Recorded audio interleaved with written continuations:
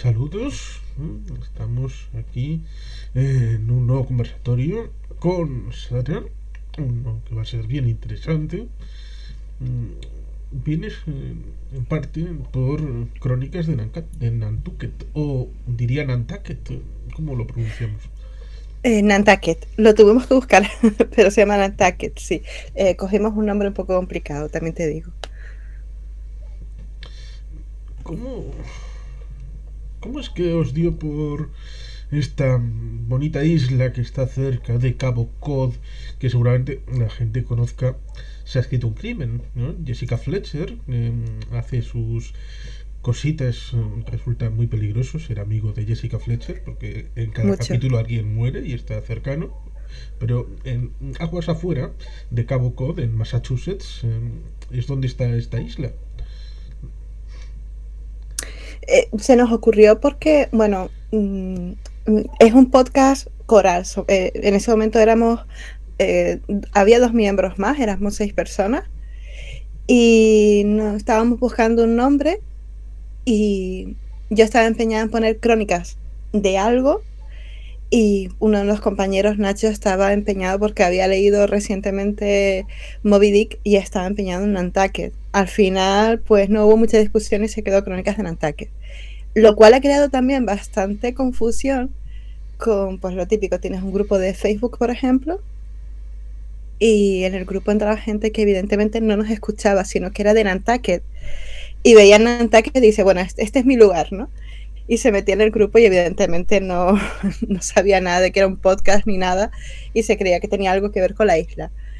Pero nada, se nos ocurrió por eso, por Moby Dick, y la verdad es que tiene una historia interesante la isla, ¿no? De todo el trasfondo ballenero y el negocio que se movía en la isla y tal. Y ahora pues también es muy conocida porque se congela el mar, las olas, ¿no?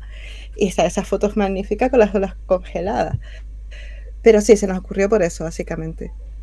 Sí, parece ser que Herman Melville se fue por allí y era un Mm, lugar muy importante en el tema de las ballenas. Era una factoría a nivel mundial de relevancia, y ahí es donde parece que se inspiró para hacer su Moby Dick. Y ahí está la conexión seguramente con las ballenas, Nantucket, el espíritu industrioso que también tiene que ver con las 13 colonias, Estados Unidos, el surgimiento de un país. Bueno, hay cosas ciertamente muy interesantes.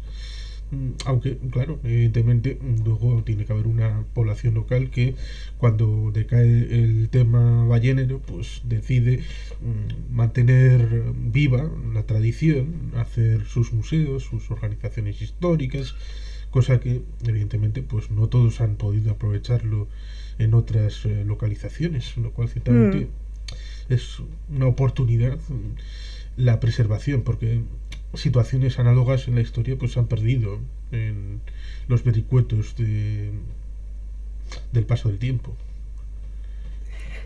Sí, en este caso, uno de nuestros compañeros, Nacho, vive en Nueva York, está deseando ir a Nantucket, pero ahora mismo Nantucket es más bien una isla turística, se podría decir, ¿no? Yo creo que de clase media alta, se podría decir. Y él está deseando ir, vamos a ver si tiene la suerte de ir y puede, o bueno, acierte el tiempo y que se dan todo lo necesario para que él pueda ir, y a ver si hacemos lo que nosotros llamamos Nantuckianos por el mundo y cantamos un poquito de sus experiencias por ahí. Hay un faro también bonito y tal, porque claro, una vez que le pones el nombre este a tu podcast, pues ya empiezas a mirar un poquito, ¿no? Y la verdad es que es un sitio bonito. Así que nada, vamos a esperar si podemos mandar a nuestro compañero Nacho para allá y ya hacemos, pues eso, un podcast desde allí o algo. Sí, un corresponsal a la isla. Sí, sí, sí, más básicamente eso. Pues sí, ciertamente es bien interesante. Pero siendo 6, seguramente la temática os distribuiríais cuál deberían de ser los temas a tratar.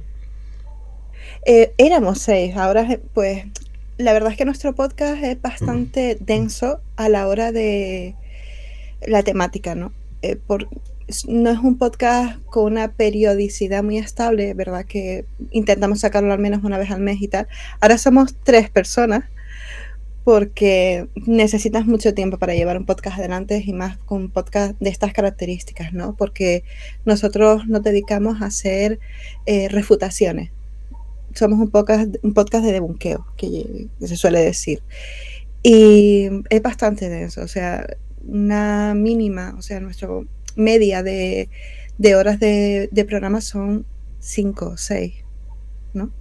Aparte tenemos muchos problemas para quedar porque de los 3, pues 2 viven en Estados Unidos y los usos horarios, el cambio horario cuesta. Yo estoy en España, pues cuesta bastante, ¿no? Pero también la temática, como he dicho, es bastante densa porque somos bastante exhaustivos y cuesta sacar los programas adelante en ocasiones. Y se nos va un poco la cabeza y nos podemos poner perfectamente en 7, 8 horas en algunos temas. Precisamente hace poco, bueno, en diciembre sacamos la segunda parte de un programa dedicado a Bolazar y prácticamente el programa tenía 8 horas. Tuvimos que dividirlo en 2, ¿no? Porque también es el trabajo de edición, etcétera. Así que sí cuesta bastante sacar un podcast como este adelante por toda la información que tienes que manejar. ¿De qué has dicho que es? Bob Lazar, el hombre sí. no sé, me imagino que lo conoces, ¿no? Porque es muy famoso los pericuetos estos de la conspiración y el misterio. Sí, Bob Lazar ligado a extraterrestres, este mundo de lo ufológico, ciertamente. Pero si quieres hacer un pequeño resumen. Sí, Bob Lazar aparece en 1989, si no recuerdo mal, diciendo, pues, en una primera entrevista, pues aparece como a contraluz, no se le veía la cara, ¿no? Haciendo la entrevista en un coche y en un medio de comunicación de Las Vegas, en el que él afirma que ha trabajado en el Área 51, no exactamente en el Área 51, sino en otro lugar llamado Site 4, S4, y que allí pues no solo trabajó como ingeniero haciendo ingeniería inversa, sino que pudo leer un dossier en donde se hablaba de no solo visitas extraterrestres, sino sus relaciones con los humanos y la recuperación de naves, ¿no? Y de cuerpos. Y él pues nada, pudo estar hasta dentro de una de esas naves extraterrestres, que eran 9 en total las que él vio en Nangar. Y bueno, pues a partir de ahí pues se lió muy gorda se lió.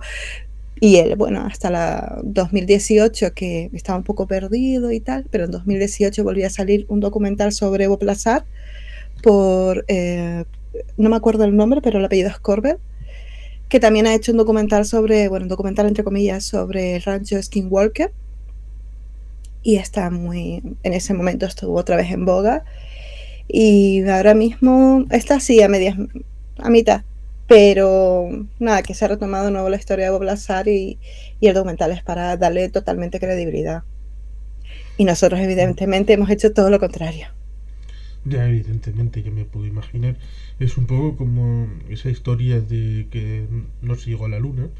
Y el primero que parece que lo dijo fue alguien que sacó un libro que supuestamente era trabajador de una de estas empresas que habían estado ligadas al proyecto Apolo, lo cual resulta curioso porque no llegan a mirar que esta persona en realidad fue despedida a mediados de los años 50, mucho antes de que tuviera ningún contrato ligado con el tema Apolo, que no estaba ligado a la ingeniería, era el responsable de la biblioteca de esa empresa, con lo cual dices, ya la cosa empieza a coger tintes más realistas y más alejados, y llegó a decir que el alunizaje fue falso y que se hizo en Las Vegas, porque era un lugar maravilloso para el descanso de los falsos astronautas, que tenía unos espectáculos maravillosos, y porque tenía los mejores buffets del mundo. Y dices, fantástico, tres grandes argumentos para decir, sí, sí, la NASA, aquí lo va a hacer, no en un lugar desconocido,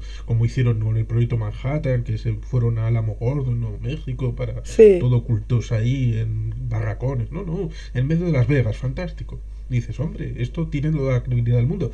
Pues no debería, pero cada cierto tiempo va saliendo como champiñones esta referencia y seguramente con Bob Lazar y con otros, pues ahora se me viene a la cabeza Eric von Daniken, que tuvo una sí, segunda juventud con alienígenas ancestrales. es verdad. Sí, al final lo de no viniera a Las Vegas por estos motivos y tal, es como, wow, todo me cuadra, ahora todo tiene sentido, ¿no? Muy bien argumentado. Pero Bob Lazar, la historia de Bob Lazar es tres cuartos de lo mismo. Él no aporta ninguna prueba, absolutamente ninguna prueba. Hay alguna prueba que aporta, pero incluso parece que hay documentos falsificados y que es muy fácil demostrar que no son auténticos, ¿no? Pero tiene sus fans, hay gente que le da completamente total credibilidad y, y por los motivos más absurdos, es decir, por ejemplo, Stanton Friedman, que era un ufólogo muy famoso, era científico también, y eso le da también muchísima credibilidad, pues digamos que dijo que una cosa tan importante que era como que era su currículum académico era falso.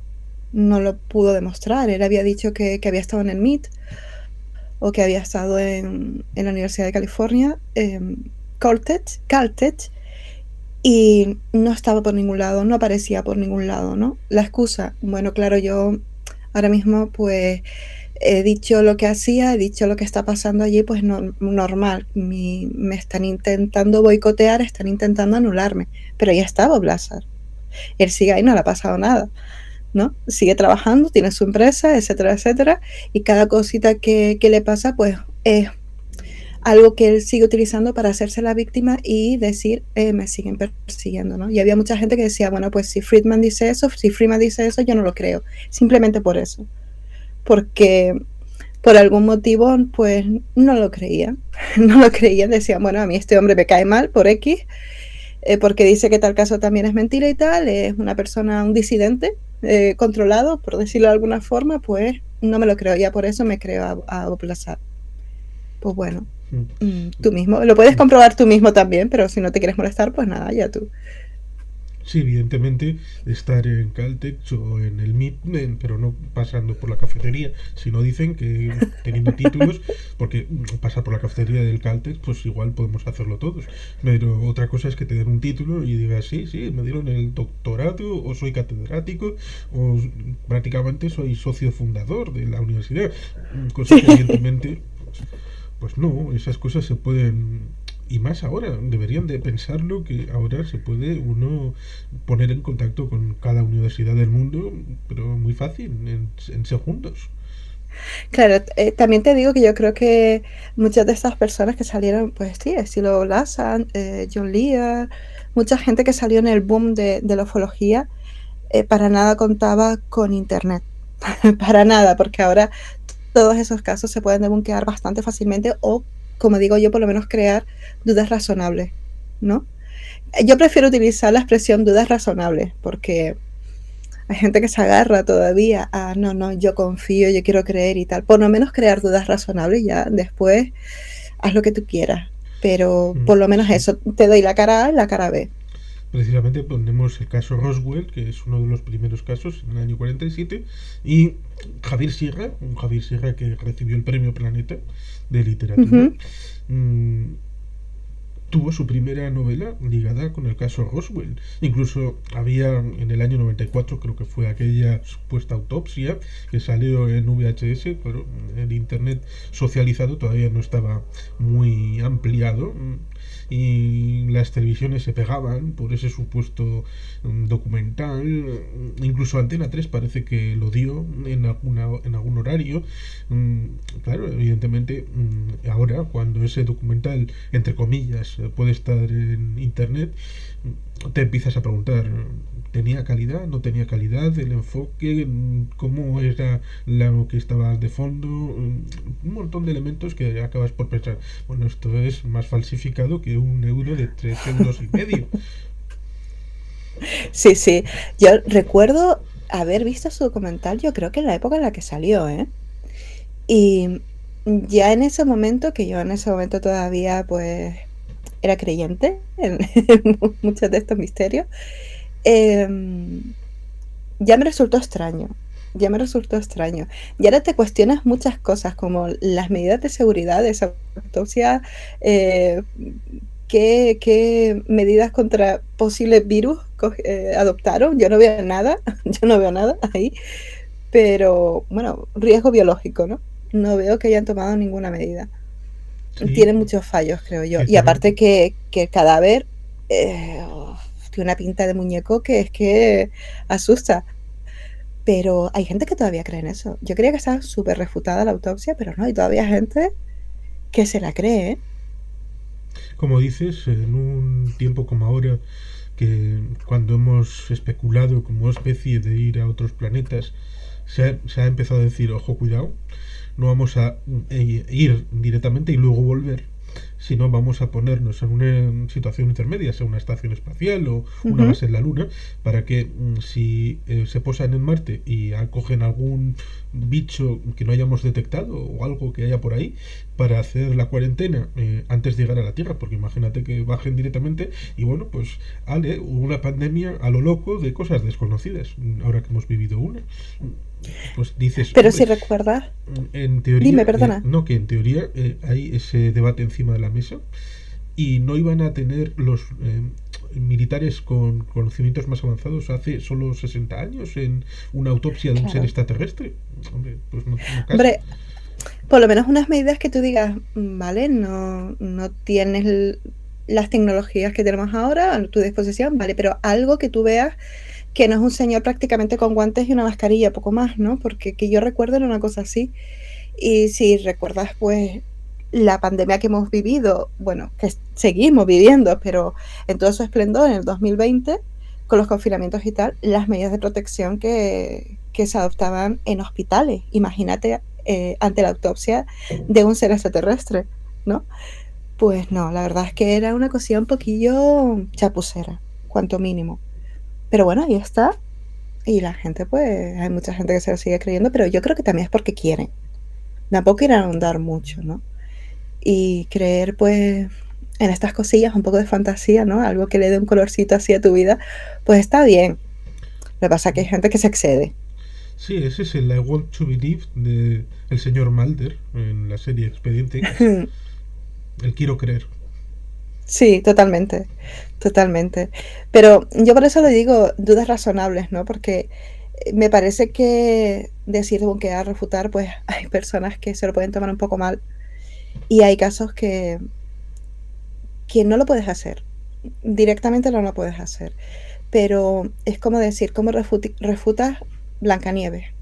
Es un cuento, es algo inventado, ¿no? Como refutas, pues, un testimonio que a todas luces parece, una persona escéptica como yo, a mí me parece inventado o exagerado. Y con el tiempo te das cuenta de que esa persona ha obtenido, pues, rédito económico, por ejemplo, ¿no? Que ha sacado libros, etcétera, etcétera. Que es muy estadounidense esto de sacar libros. ¿Cómo le dices tú a un presunto testigo que lo que ha visto es mentira? No, a veces tienes herramienta, a veces no, ¿no?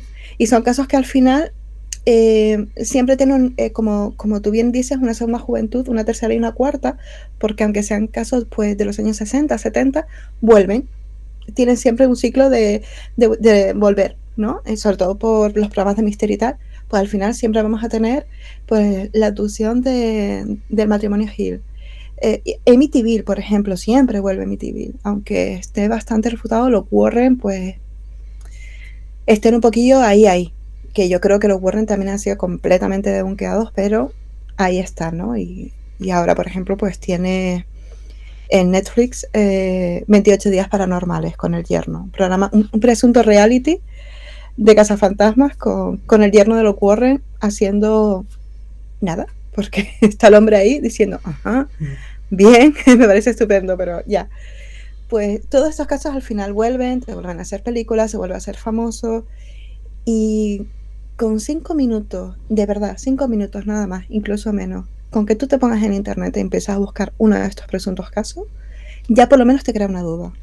Sí, que resulta curioso señalar que, bueno, está el caso del Monte Rainier, con aquel vendedor de productos de jardín, que con su avioneta supuestamente vio al lado de este monte un platillo volante. Pero resulta curioso recordar que en aquel tiempo se pensaba en construcciones humanas. Pensaba, por Sí, ejemplo, en tecnología del Tercer Reich, ¿no? Que podía ser avanzada, las llamadas armas milagrosas, y no se pensaba en algo que fuera más allá de la Tierra. no, es que si te das cuenta, la tecnología que también se describe, personas que han estado supuestamente en una nave, es una tecnología un poco de ciencia ficción de la época, ¿no? Es como si estuviera viendo Star Trek y en algunos avistamientos, iba a decir, en algunos testimonios, pues te ves unas descripciones un poquito pues de Star Trek o Doctor Who en ocasiones, ¿no? Con seres robóticos bastante cuadriculados y tal, y actualmente a lo mejor no es lo que tú piensas que sería la tecnología de civilizaciones tan avanzadas como para llegar aquí. Oye, que a lo mejor es la moda del momento y la estética del momento, quién sabe, ¿no? Para hacer este tipo de series. Sí, es cierto. Pero es tecnología muy de la época de ciencia ficción, pero bueno. Ahora diríamos, es un poco, no sé, es como si recuerdas Star Trek, todas las lucecitas y tal que parecía, pues lucecitas de Navidad y tal, ahí tiqui, tiqui, tiqui, tiqui, ¿no? Parpadeando, pues un poquito esa tecnología. Pero bueno, yo me imagino que nadie, no se suele pensar en eso cuando estás estudiando un testimonio de estos y tal. No sueles pensar, esta tecnología no me suena actualmente, yo la veo hasta obsoleta. Actualmente, ¿no? Con el pensamiento actual, yo la veo hasta obsoleta. Sí, es cierto que hay una beta bien interesante, bien rica, de la expansión de la conspiranoia ovni y los extraterrestres y el desarrollo de la ciencia ficción en televisión y en cine, hasta el punto de que en principio se puede ver en cronología cómo eran identificados los extraterrestres. En primer término, por ejemplo, eran más verdes, luego se cambió a los Mm. grises, y esto tenía que ver con series y con películas y con vivencias técnicas de algún testimonio que en parte estaba ligado a cosas que no dijeron, pero que era evidente, que era plausible de haber visto en televisión, por ejemplo, ese matrimonio interracial que, recordemos, en los años 60 no era posible casarse entre gente blanca y, por ejemplo, era un negro casado con una blanca, y evidentemente estaban tratando de salir del viejo sur, donde había leyes precisamente de este tipo, racistas. Y claro, cuando les pillan, pues se salen con el asunto de no, abducidos por aquí, extraterrestres. Bueno, es una salida muy humana.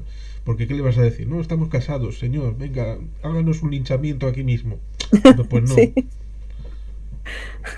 No, sí, la verdad es que hay casos que, y después también cómo se estudian esos casos, ¿no? Hay casos que actualmente podrías tener muchas dudas sobre por qué se salió por ahí, decir, no, es que nos han abducido, pero también hay muchísima gente que en ese momento ya estaba muy metida porque el fenómeno ovni, tal como lo conocemos, podemos decir que parte de los años de finales de los 40. Y hubo mucha literatura, muchas revistas que ayudaron a acrecentar más pues la creencia en estas naves extraterrestres, en una tipología también de extraterrestres y el pánico extraterrestre, vamos a decirlo, ¿no? Como la Sí. revista Fate. Están, Pero están los extraterrestres buenos y están los extraterrestres malos. Los malos están ligados, por ejemplo, a Orson Welles, aquella visión radiofónica del sí, 38, de la Guerra de los Mundos, que viene precisamente de H. G. Wells, en finales del siglo XIX, literatura.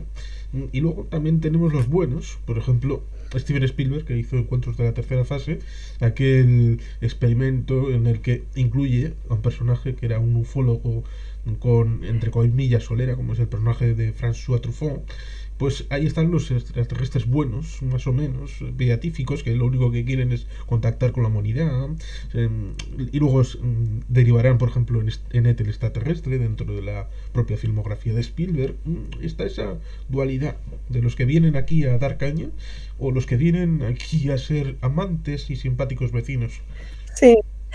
Que también estaría como el caso, bueno, intermedio, ¿no? Yo creo que más bien en el extraterrestre malvado, que sería el gris, precisamente, que es como el científico, el analítico, ¿no? En el que viene ahí a investigar un poquito y después todo lo que se formó detrás de la conspiración que vimos en X-Files, en Expediente X, ¿no?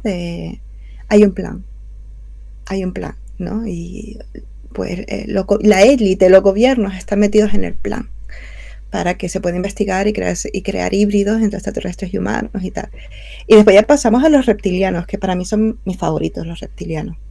Sí, ¿no? ciertamente. Que parece que David Icke los descubrió. No. No. Ya hacía tiempo que se hablaba de reptilianos de otra forma, pero fíjate que hay un libro de Juan José Sánchez Oro y participamos en un podcast en el que yo participo los sábados también, que se llama Los sábados mando yo. Y mi compañera Sonia, que es la que dirige el podcast, pues entrevistó a Juan José Sánchez Oro y él dejaba claro que desde, ya digo, finales de los 40 y tal, cuando empieza la gente a interesarse mucho por el fenómeno OVNI. Roswell no se hizo famoso en los 40 precisamente, aunque fue en ese momento cuando supuestamente se estrelló la nave ahí, sino en los 70 precisamente con ay, que no me sale el nombre, Stanton Freeman, da igual. Pues él lo hace famoso en los 70, no fue en los 40, pero ya empezamos con el avistamiento de Arnold y tal, y empieza a hacerse el fenómeno OVNI más famoso, y no había testimonios, o no había muchos testimonios de seres reptilianos. Y aparece David Icke, que aunque parezca que llevamos hablando de reptilianos desde hace muchísimo tiempo, no fue hasta creo que finales de los 90 cuando David Icke, digamos, pues Sí. le dio una nueva vida a los reptilianos, después de V, quiero decir, pero antes de V y de David Icke, pues ya había literatura, que no testimonios sobre seres reptilianos. Y ahí está, por ejemplo, el círculo Lovecraft y Howard, el creador de Conan, que en el Rey Cool pues ya hablaba de seres reptilianos, ¿no?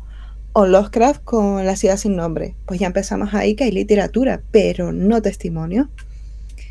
Sí, Así que precisamente en Conan de 1982, el personaje interpretado por James Earl Jones es un reptiliano. Sí. Exactamente. Y te digo, en el Rey Cool, lo que pasa es que no recuerdo ahora el nombre del relato, pero bueno, Rey Cool era un personaje muy parecido a Conan, prácticamente lo mismo, un atlante, y que se convierte en rey, y hay una intriga palacial en la que los seres reptilianos que tienen, pues, el hombre descubre unos pasadizos y tal, donde ellos estaban escondidos, pues quieren sustituir, pues aparte de la aristocracia, la parte de la gente que rodea al rey, ¿no? Pero al final, pues bueno, no voy a hacer spoiler, perdón, pero descubre ese plan de la élite, también entre comillas, reptiliana, que bueno, al revés, que los reptilianos quieren hacerse pasar por la élite de ese reino, pues para dominarlo, ¿no? Y eso básicamente lo que vemos también en la obra de David Icke, ¿no? El elegido. Sí, pero no es nada original. Sí, es un poco también lo que tienen en Están Vivos. Exactamente. Que Están Vivos, Matrix, son documentales prácticamente. Sí, para algunos sí. Según qué gente. Yo estoy muy... Pero esos son prácticamente documentales, ¿no? Sí, incluso la serpiente de la Biblia, con Adán y Eva, pues ya ahí está el reptiliano. Hay quien dice. Sí, o los rituales órficos estos, ¿no? De los misterios, ¿no? Como de seres serpentinos o reptilianos, ¿no? Ya ahí ya metes con la mitología, ¿no? Los dracos, no es que los fenicios adoraban o los cananeos, y ahí ya te puedes perder. Pero vamos, que aquí en todo este tema de la ufología hay mucha literatura de ciencia ficción mezclada y es muy interesante estar buscando decir, uy, esto me recuerda a...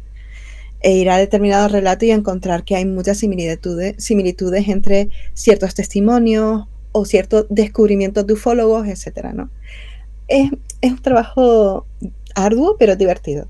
Sí, el poder demostrar a la gente, a ver, la realidad histórica es esta, y luego tenemos imaginación, tenemos esta suerte, desde los tiempos aquellos en las cavernas, en donde a la noche nos reuníamos todos en el fuego y nos contábamos historias, no todas tenían que ser verdaderas, había mucha historia, mitología para explicar el fuego, para explicar la tormenta, para explicar qué había detrás del viento, y para explicar esos animales que no sabían cómo eran, pero daban mucho miedo. Bueno, pues para explicar todas estas cosas de entonces hasta ahora, pues ha habido mucha imaginación del ser humano y ha contado muchas historias y evidentemente muchas han sido fantasía pura y dura. Y a la gente hay que decirle, pues evidentemente, porque haya un relato en algún momento, no significa que fuera documental. También existe Exacto. un Herodoto que hablaba de historia, pero existe un Homero que hablaba pues, de Troya, de Ulises, de Ítaca, con lo cual ciertamente los dos son griegos, pero no contaban lo mismo exactamente. Sí, también hay cierta manía por pensar que todo relato que sea anterior a determinada época tiene que ser basado en hechos reales, es decir, fuente de documentación, no un relato ficticio, como tú bien dices. Y hay cierta manía también por pensar eso, y no estoy hablando en de épocas pretéritas, estoy hablando a lo mejor del siglo XIX, principios del siglo XX, que encuentras a lo mejor artículos de broma porque siempre se ha hecho, o mentiras, lo que se llaman serpientes de verano. No, esto ya salió en un periódico, lo escribió fulanito en su libro tal, esto facts, son hechos. Ya está. Y lo integro dentro de mi, entre comillas, investigación como fuente. Si es que te ponen fuentes, porque los libros de determinados personajes de determinadas épocas, como por ejemplo Daniken, adolecen completamente de fuentes. Ahí tú te vas a volver loco para decir, voy a intentar corroborar esto. Aparte que es mucho, Daniken, por ejemplo, es muy de caso, interpretaciones, mejor dicho, o reinterpretaciones, y esto es esto, tal, te enumera un montón de reinterpretaciones suyas de lo que son, pues, bajo relieves, esculturas, etcétera, etcétera, de otras épocas, y sin continuar, o sea, continuamente, tal, pues intentando asimilar eso a una prueba. Y no lo es. Y vete a buscar las fuentes porque no las vas a encontrar. O Sitchin. Por ejemplo, yo me di cuenta de que a mí me gustaba mucho la historia de los Anunnaki pasada por el filtro de otros, vamos a entrecomillarlo mucho, investigadores del misterio, ufólogos, etcétera, por las típicas revistas o libros que hablaban de los Anunnaki y tal, pero por ese filtro. Cuando yo leí el libro de Sitchin, no recuerdo ahora el nombre, el primer libro sobre los Anunnaki, me decepcionó muchísimo, pero muchísimo. Había cosas que no se había comentado, había pasado por ese filtro sin comentarlo porque eran bastante ridículas, y fuentes ninguna. O sea, te mencionaba un periódico del año del Catapún en alemán, vete a buscar eso. ¿Me entiendes? No podías corroborar nada de lo que dice. Y él le decía, bueno, pues yo sé armeo, yo sé tal, yo sé es que no me acuerdo, sé leer ¿cómo se llama lo de los mesopotámicos esto? No me acuerdo. Sí. ¿Sabes el tipo de escritura de...? Sí, es. pero no me acuerdo. Sí, cuneiforme. Sí. Yo sé interpretar los textos y tal, sé interpretar los textos cuneiformes. Se habla en arameo, sé tal cual. Vale, estupendo. ¿Me aportas alguna prueba de tus capacidades académicas? Ninguna. Es lo que te dice el libro que era Zacarías Sitchin, ya está la biografía del libro. Y todo el mundo repite exactamente lo mismo, sí, pero... Por ejemplo, un David Parcerisa fundamentando su canal en una reinterpretación del tema de los Anunnakis como una historia que él dice que era real. Y luego, sí, exactamente. Luego ha acabado como Tierra Pizza. Sí, que es muy sorprendente también lo de Parcerisa, muy sorprendente, bueno, entre comillas, ¿no? Porque yo imagino que quiere ampliar su negocio. Sí, pero Pero, ser tan contradictorio con su propio exacto. lore es algo increíble. Eso es lo que me pasa, que digo, es que esto es muy contradictorio, pero él ya tiene una forma de decir, no, no, no es contradictorio, te lo explico, ¿no? Otras dimensiones, bla, bla, bla, bla. Sigue siendo contradictorio. Porque lo que hizo Parcival al principio, que fue fusilar la historia de Sitchin, después ponerle algunos añadidos y ya después renegar de él directamente. Sí, resulta curioso estas ideas. Mm, También hubo un tiempo en el que muchos cogieron esos libros de broma de Anatoly Fomenko, la cronología supuestamente novedosa y nueva de este matemático, que lo ponía, parece ser, en el inicio de los libros: estoy haciendo coña, estoy divirtiéndome bien, y esto es un entretenimiento, no estoy haciendo más que diversión. Pero nada, algunos con aquello del Mudfluz, de la inundación de barro y los 1000 años que supuestamente nos han tangado, que Es seguramente, verdad. que seguramente enlaza con aquel concepto de la Tierra joven, que el monje irlandés que Sí, dijo: ¿cuánto tiene la Tierra? 4006 años. Vale, ya está. sí, sí, pero de eso ha habido mucho. ¿Cómo se llama? Como documentales, sí. Falsos documentales, ¿no? Como el de Nos fuimos a la luna. Y Sí, al final te decía, oye, esto es falso. sí, lo pone al final porque se hace bastantes. El Día de los Inocentes es April 1, el Día de los Tontos, el Fool's Day, Sí, en Estados Unidos y en el Reino Unido y en el mundo anglosajón. Es lo que en el ámbito más castellano es el día 28 de diciembre, el Día de los Inocentes. Y ese día pues salieron este tipo de documentales como ese de Nunca fuimos a la luna, y al final pues te ponen las tomas falsas, los actores que han interpretado, y claro, cuando te viene en una televisión española cortándote esa parte justo, pues evidentemente sí, ya sabes que hay una intencionalidad.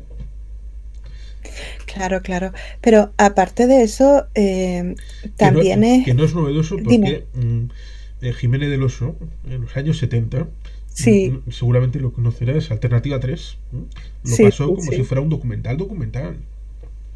Sí, sí. Pero también es eso, hay que tener mucho cuidado con lo que se dice el 28 de diciembre, el 1 de abril, que eso evidentemente no lo tenemos que conocer, pero ya es de conocimiento público, ¿no?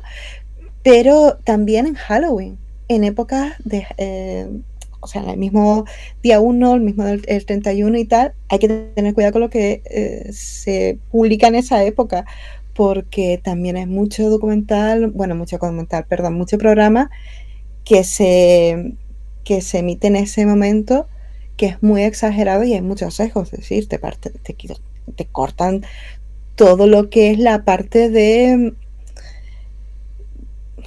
bueno, esto es mentira.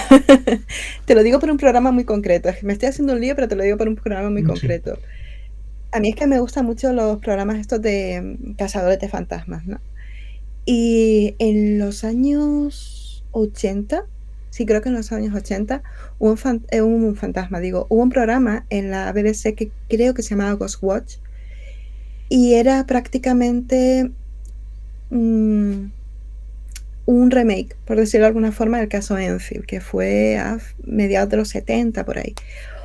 Un caso pues que nos han vendido con la serie de películas de los Warren, Expediente Warren. Es la segunda parte de esta saga, muy exagerado por cierto, y nos han vendido como que los Warren estuvieron allí en cuerpo y alma durante bastante tiempo. Eso es falso, es completamente falso. Pero en este programa supuestamente en directo, pues se hizo, bueno, supuestamente no era en directo, pero se hizo, digamos, una reconstrucción del caso Enfield, enmascarándolo un poco, ya eran los años 80, y al principio del programa dijeron que era todo falso, pero nadie vio al principio del programa. Todo el mundo cogió el programa empezado. Y hubo llamadas histéricas, como pasó un poco con Wells, con Orson Welles, pues hubo llamadas histéricas porque en su casa estaba pasando algo, porque habían creído completamente lo que estaba pasando en ese momento, que era pues imagínate, un caso Poltergeist a lo bestia que estaban retransmitiendo en vivo. Y hubo un montón de quejas, muchísimas, ¿no? Y lo trataron como una vergüenza nacional que se hubiera hecho ese programa de broma, pero es que se avisó.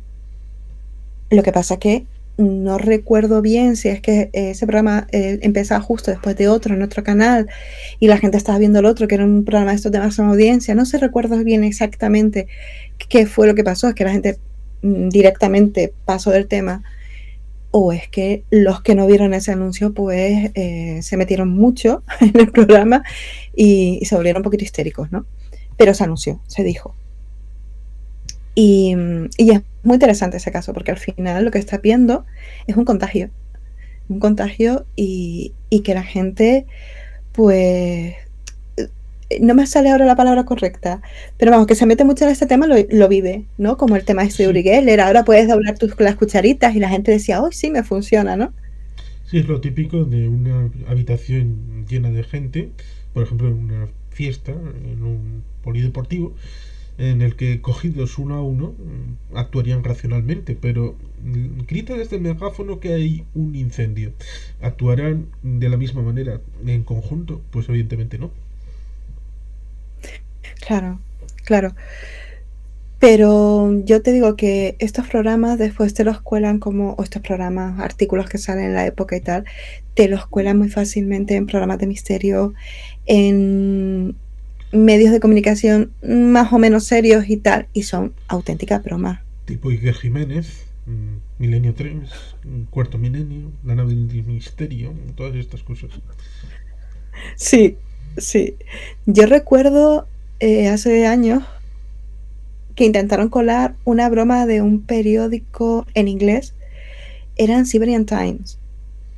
Y era, no sé si era el pozo este de cola, no, era otro. Pues nada, habían dicho que esa era la noticia, 1 de abril, ¿vale? Y es que fue muy gracioso, unos científicos habían bajado a ese pozo enorme, a esa excavación, y habían bajado y habían desaparecido. Había habido ruidos y tal, y se creía había intentado escapar alguno, un tema así era, vamos, que los habían atrapado pues unos extraterrestres que había ahí, ¿no? Esa es la historia en definitiva. Pues un programa de México, un, entre muchas comillas, investigador de estos del misterio, trató la noticia como si fuera verdadera. Y yo recuerdo escribirle en Facebook, en Twitter, no me acuerdo, decir, oye, ¿usted se ha dado cuenta, en YouTube, ¿usted se ha dado cuenta de que esto es una broma del 1 de abril? Nadie me contestó, nadie me dijo ni sí, ni no, ni blanco ni negro, pues nada, ahí se quedó. Pero él salió y sacó la noticia en un programa de televisión, pues estupendo, pues ya está. ¿Podías corroborarlo? Sí, lo hiciste, no, ¿para qué? Para que si lo llamativo es decir eso, no, pues una prueba más de que esto es cierto, ok. Sí, una prueba más de que la Tierra es hueca, que hay investigaciones secretas, que hay extraterrestres y encima debajo de la Tierra. Sí. Vamos, confirmación de un montón de cosas. Es que es magia. Extraterrestre es intraterrestre. La Tierra es hueca, pero es plana. Es que puede ser cualquier cosa y todo al mismo tiempo. Magia. Sí. No les importa que para bajar esos miles de metros, por ejemplo en el Pozo Cola, evidentemente lo hacen con una broca y con un agujero muy pequeño. No, al final la fantasía es muy fuerte, prima mucho. Es que pues eso es un puntito de color en la vida también, ¿no? Y de repente, como yo digo, despertar es un poco duro. Pero hay cosas que es que, no sé, ponlas en duda porque son tan increíbles, son tan fantasiosas y es que Sí. no le pides ninguna prueba a quien te lo está diciendo.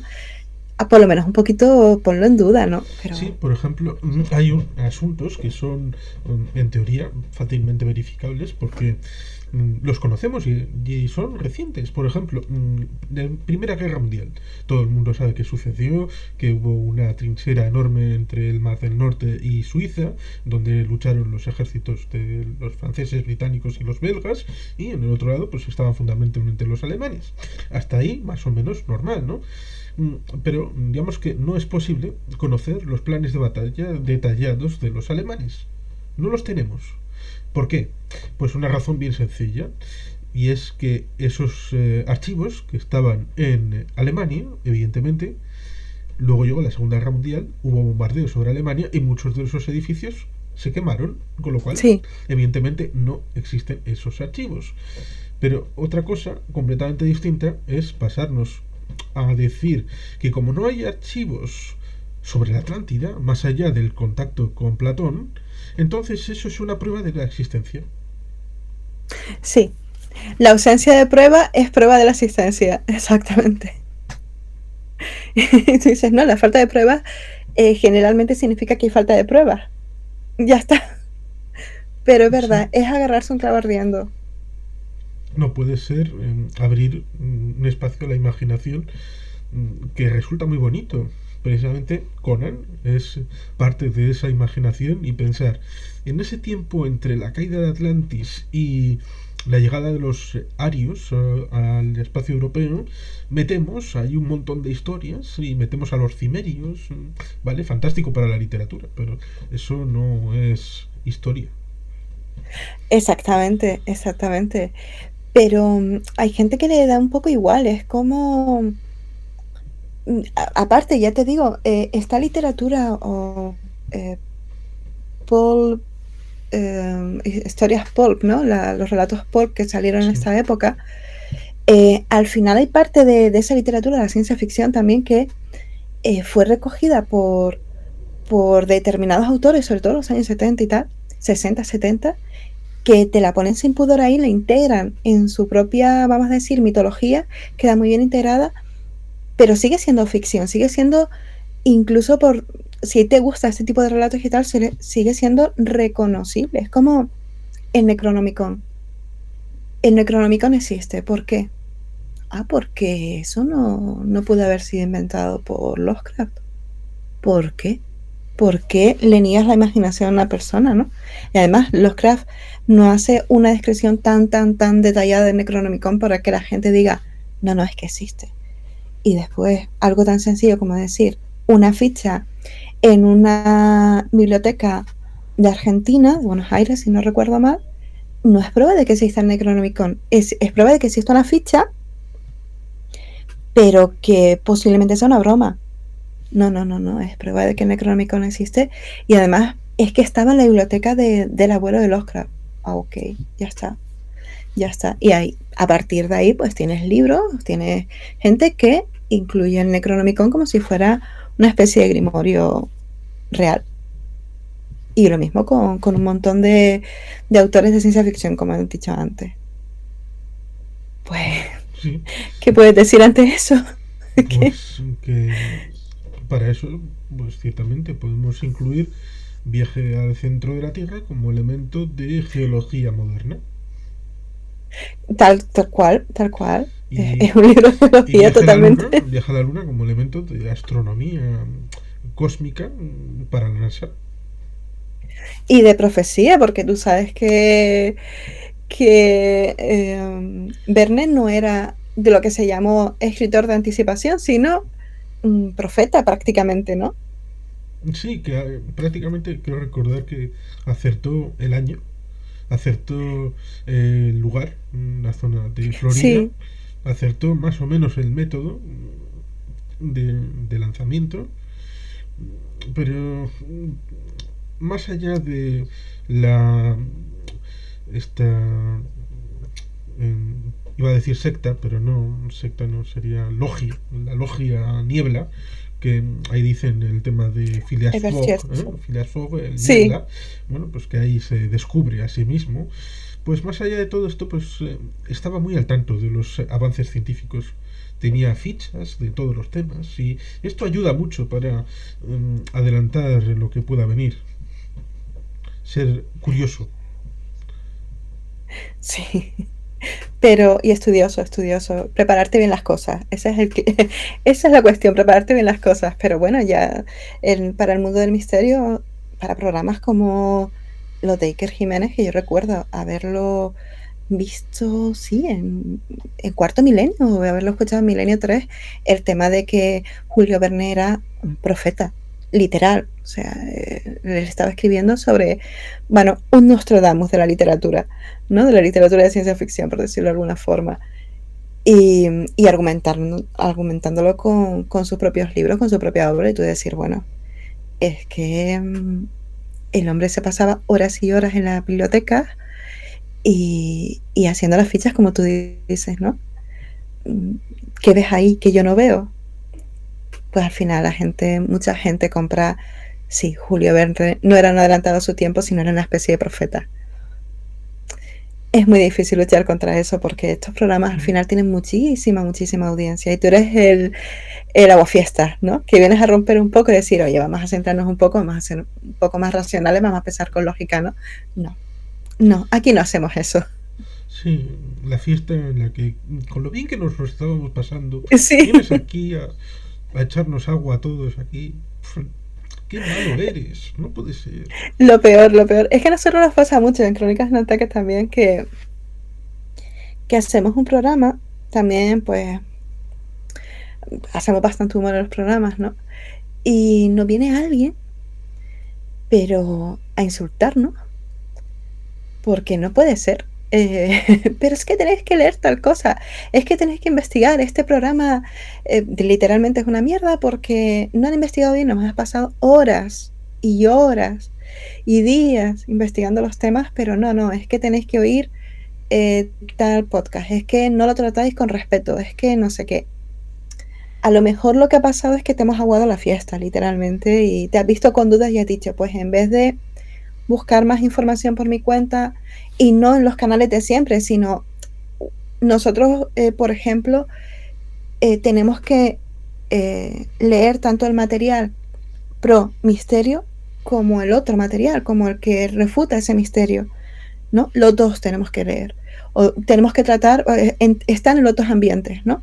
Pero hay muchísima gente que se retroalimenta solamente pues en páginas web, en YouTube, en canales de YouTube, etcétera, pro misterio. Bueno, pues si estás en ese tipo de canales, si estás en ese tipo de podcast, etcétera, pues evidentemente es muy difícil, salvo en algunos canales, en algunos podcasts, que te den pues la cara B de ese misterio. Aunque sea un poquito, suelen tener un sesgo, ¿no? Suelen eliminar la parte que te haga dudar, porque es más bonita la fantasía. Pues si solamente estás viendo o leyendo ese tipo de material, evidentemente cuando aparece alguien que te dice, pero no, es que esto no es así, sino que tenemos esto, que por lo menos hace tambalear la historia, y se enfada. Se enfada y en vez de decir voy a corroborarlo, encima nosotros en nuestra página web ponemos todas las fuentes que hemos utilizado, o sea, no hay dudas ahí, hemos puesto todo. No van a... Y mira que lo decimos de forma reiterada en el programa. No. Ya me enfado contigo, te digo que eres un mal investigador, porque se tiende a abusar mucho la palabra investigador. Y que lo que dices es mentira, porque en tal programa pues lo tratan con mucho más respeto que tú. Pues ya está, pues quédate en el programa ese si te incomoda el mío, ¿no? Pero te digo, mucha gente en vez de eso, de decir, bueno, pues voy a mirar, voy a ver las fuentes que han puesto, voy a ver esta gente lo que dice y ya después miraré yo qué hago, no, se enfadan, te insultan y te dicen que ya no te van a volver a escuchar más, que se equivocaron al escuchar tu podcast. Pues, ¿qué le puedes decir? Bueno, pues cierra salir y hasta que nos veamos en otro sitio, ¿no? Vale, estupendo. Sí, poco se puede decir. Esto es algo que ciertamente se puede ver en YouTube, con el caso de los Tierra Pizza, en donde, bueno, pues es que llega el punto en el que les pides documentación, algo de pruebas, y ellos te dicen, no, tú tienes que probar que la Tierra no es plana. Y dices, hombre, la Exactamente. carga de la prueba la tendrás tú que demostrar. Vienes aquí a decir, la Tierra es plana. Bueno, pues Pruébalo tú. La carga de la prueba es suya, claro, evidentemente. Es como si tú denuncias a una persona, la carga de la prueba es tuya. Tienes que demostrar que esa persona está haciendo lo que tú dices que está haciendo. En este caso es igual. La carga de la prueba siempre es de la persona que está yendo a contracorriente en este caso, ¿no? Por decirlo de una forma. Diciendo, pues no, pues que la Tierra es plana, pues porque sí, porque es prácticamente el argumento que utiliza. Porque sí. Porque tú no me puedes demostrar que es redonda. Bueno, te lo estoy demostrando, esférica. No me sirve. ¿Y qué hago? Sí. Hacemos aquí un ritual, hacemos un sacrificio aquí de un unicornio para demostrarte que la Tierra es esférica. No me sirven, satélites son falsos, la ISS es un montaje, los astronautas, actornautas, Al-Biruni, como era musulmán, pues bueno, debía de ser un hereje.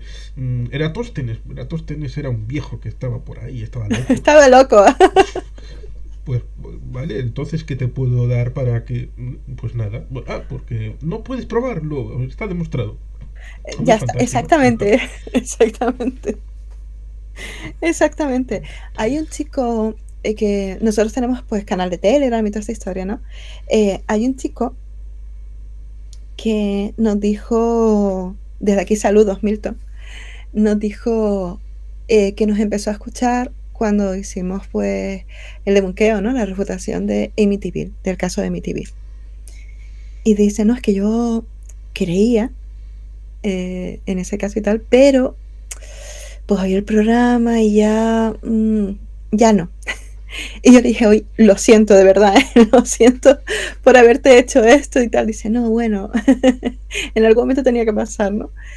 Y nosotros también recibimos bastante críticas por un programa de horas y horas con documentos donde se habla de un juicio que hay entre el abogado de Ronald DeFeo y George Lutz, que es el que habitó la casa después de los asesinatos, y decía pues nada, que la casa está encantada y tal.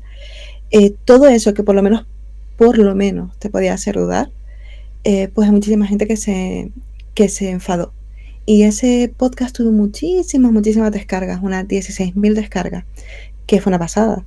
Pero claro, no nos alegramos porque dijimos, hemos engañado a la gente por el título, ¿no? Claro, ¿qué título le vas a poner a ese podcast? ¿De qué vas a hablar del caso de Amityville? Teníamos que haber puesto entre paréntesis refutación, debunqueo o algo así para que la gente lo supiera. O somos escépticos, ojo, cuidado, porque engañamos a muchísima gente que no volvió, evidentemente, porque no estaban conformes con el programa y así nos lo demostraron. Nos dijeron bastantes cositas, ¿no? No, pero era el auténtico caso. Claro, era el caso y después un montón de elementos que te podían hacer dudar del caso. Y al final es lo que hay, es lo que tengo que hacer para que por lo menos te plantees que este caso no es lo que tú crees, que no es una historia de fantasma y que la mujer de Lutz no levitó y se convirtió en una bruja de repente, se transformó en una señora mayor con aspecto de bruja por lo visto, o que un león de porcelana no mordió a George Lutz, porque esas partes no te las suelen decir en los programas, porque a ver, un león de porcelana de estos tipos chinos es muy difícil que pueda morder a una persona, ¿no? Pero eso no te lo suelen, lo del león de porcelana no te lo suelen decir en los programas, porque es un elemento bastante ridículo. Y que él mismo dijera, bueno, es que en el libro se exageró bastante, pero eso no lo dijo hasta muchísimo tiempo después. ¿Qué hago? Es que es lo que hay, no puedo darte más pruebas, ¿no? Ya está, es que tú eres mala persona y tienes envidia. ¿Envidia de qué? No, es que tú tienes envidia. Una vez nos dijeron, en otro programa, en otro podcast, también escéptico, que queríamos, era justo en el momento en el que se dejó de emitir Milenio 3 y nos dijeron que queríamos sustituir a Iker Jiménez y a Milenio 3. Dices, perdona, pero ¿en qué momento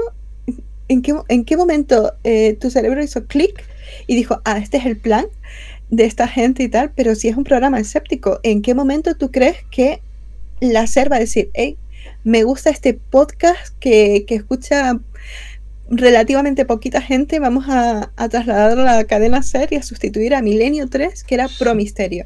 Así que supuestamente estuvisteis a punto de firmar un contrato que nunca visteis. No, no, sí, sí, sí, nosotros teníamos un plan, ¿vale? Sabíamos que Milenio 3 en algún momento pues iba a dejar de emitirse en cadena SER y nuestro plan era hacer programas escépticos para sustituir a Milenio 3 porque es un plan perfecto, sin fisuras. ¿Tú le ves alguna fisura? No, Yo no. ninguna. Ninguna. Programa escéptico y vamos a tener un éxito, vamos, apoteósico. Apoteósico. Pues Vamos, se quedó muy feliz el hombre. como sustituir el chiringuito con un programa de hacer macramé. Sí, sí. Sustituir el chiringuito con el apasionante mundo de los cactus. Vale, vale. Pues 3/4 de lo mismo. Nos quedamos bastante sorprendidos. A ver, para esta persona tenía todo el sentido del mundo. Para nosotros ahí el plan en verdad cojeaba un poquito, pero no pasó. Sí, No pasó. otros tuvieron éxito, como por ejemplo esas dos hermanas que son las que iniciaron todo este mundo de los fantasmas, las Sí. apariciones, que ellas mismas hacían los ruidos y movían la Sí. mesa y lo confesaron, pero de ahí viene todo lo demás. Las hermanas Fox, ¿no? Sí, sí, sí. Pero aún así, el mundo este de... yo es que soy muy viciosa en este sentido. El mundo este de los programas de cazafantasmas y tal, a mí me encanta. Yo la verdad es que tengo un vicio con este tipo de programas. Enseguida sé más o menos, porque ya estoy muy acostumbrada a buscar información sobre estos temas y tal, y enseguida veo los fallos, ¿no? Y cuál puede ser pues la cara B de los casos que nos presentan, ¿no? Yo estoy hablando, por ejemplo, de Ghost Adventures o historias de ultratumba, las famosas historias de ultratumba. Y ya a mí me gusta tener siempre, cuando lo estoy viendo, el ordenador al lado, ¿no? El móvil al lado, y poner familia tal, casa tal, buscar la información. Y hay muchas cositas que se dejan en el tintero, ¿vale? Muchas cositas que se dejan en el tintero y las encuentras en internet, ¿no? Gente que dice, pues no, es que en mi casa lo pasé fatal, hubo no sé cuántos asesinatos antes de yo ir a vivir allí, etcétera, etcétera, etcétera. Muy a lo Amityville, porque digamos que la historia de Amityville marcó una dinámica, una forma de encantar, entre comillas, las casas. Y después te encuentras que la cosa, pues a lo mejor tiene sus sombras, ¿no? Y no son sombras paranormales, sino que esas personas han sacado el libro, por ejemplo. Tiene su adaptación. Exactamente. O bien se ha escrito un libro, o bien de repente esas personas dicen que ahora lo entienden todo, que ellas eran las que atraían a esos fantasmas, porque han descubierto que son mediums. Me ¿no? refiero a adaptación en el sentido de depuración. Tenemos la historia en bruto, vale. tenemos la historia en bruto, pero para hacerla digerible hay algunos elementos que se caen por el camino a la hora de pero sin querer. Perfeccionar la historia, que sea más creíble. Eso sin querer, ¿vale?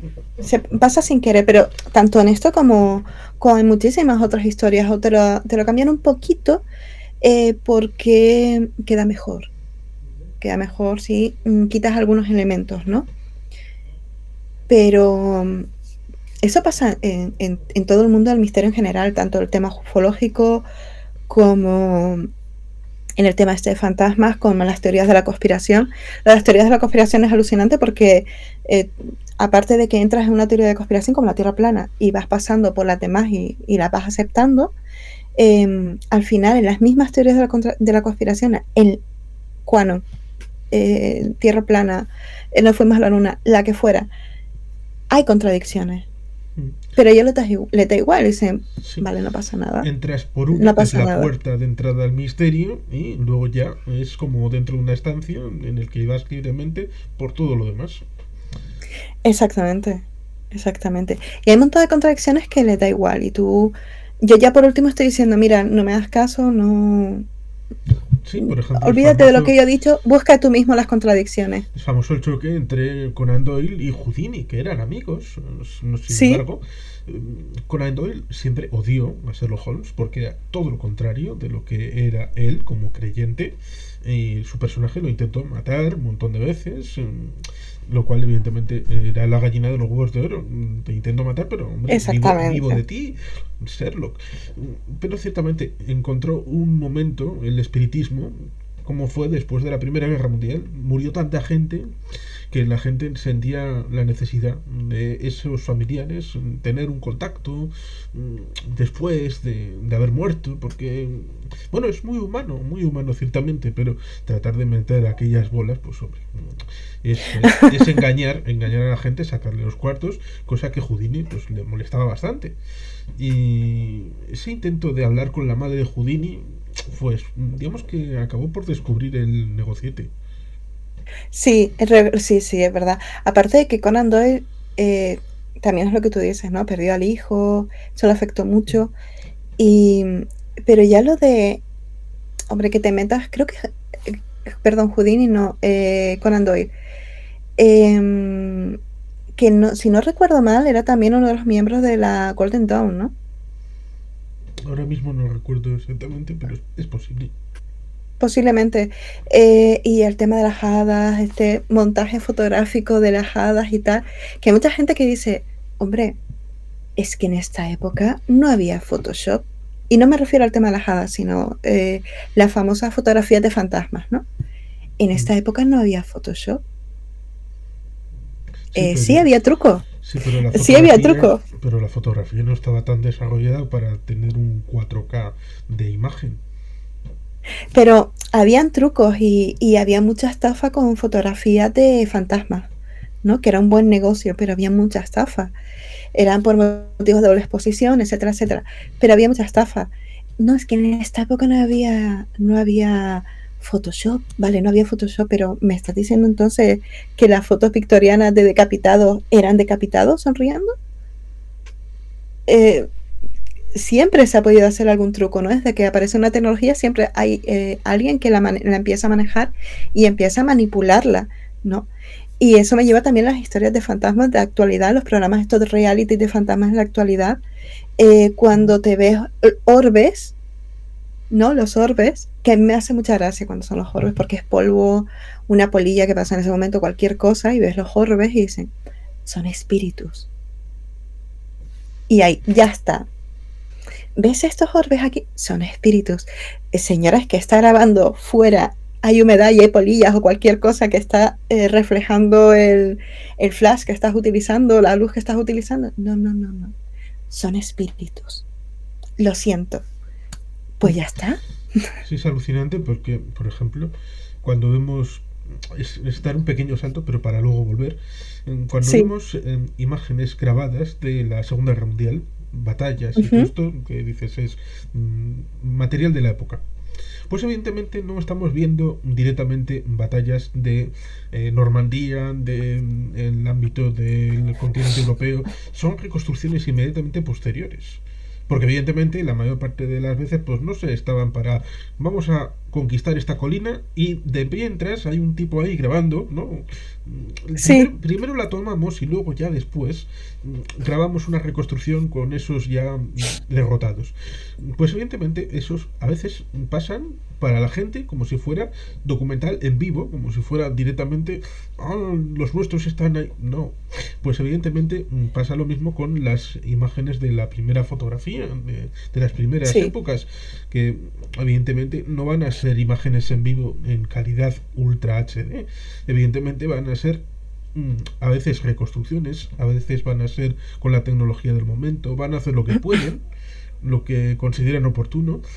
Por ejemplo, cuando evidentemente sacaban fotos de los muertos. Es algo que ahora no se hace, Sí. pero después de muertos, pues evidentemente le recompones un poco, le pones para que, evidentemente no podían sacar 1000 fotos, tenían que sacar una y ya con suerte. Con lo cual, ciertamente, era muy especial. No. Sí. Sí, de hecho, la fotografía post-mortem, aunque pueda parecer algo bastante macabro, tenía su razón de ser. ¿no? Y era precisamente porque la gente no tenía fotografías como tenemos en la actualidad o en otras épocas de forma habitual, no podían sacarse una foto como ahora que coges el móvil y dices, saco 40, voy a ver la que me gusta más. No, era caro y tenías que estar bastante tiempo quietito esperando a que te sacaran la foto.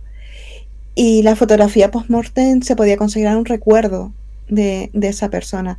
A mí lo que sí me parece macabro dentro de la fotografía post-mortem era cuando se manipulaban los cuerpos y se les abría los ojos, por ejemplo. Porque una cosa es que tengas el cuerpo en una cama, por ejemplo, que pasaba mucho con los bebés, pero en otras ocasiones precisamente la persona fallecida. Por ejemplo, hay una foto de 2 niñas, una sentada y otra de pie, 2 adolescentes, ¿no?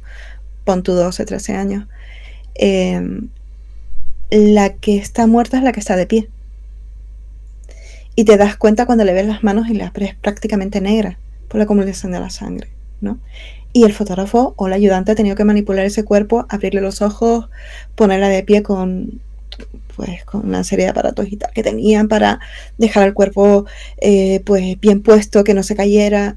Incluso yo he llegado a ver una foto de una señora mayor con los ojos abiertos de par en par y sonriente, y esa persona está muerta, ¿no? Evidentemente se empieza de una forma que es con los cadáveres acostados incluso en el féretro, pero se va pasando también por las modas a manipular ese cuerpo y para que parezca que está vivo. Esa parte de la fotografía post-mortem sí me parece macabra, pero es interesante igualmente, ¿no?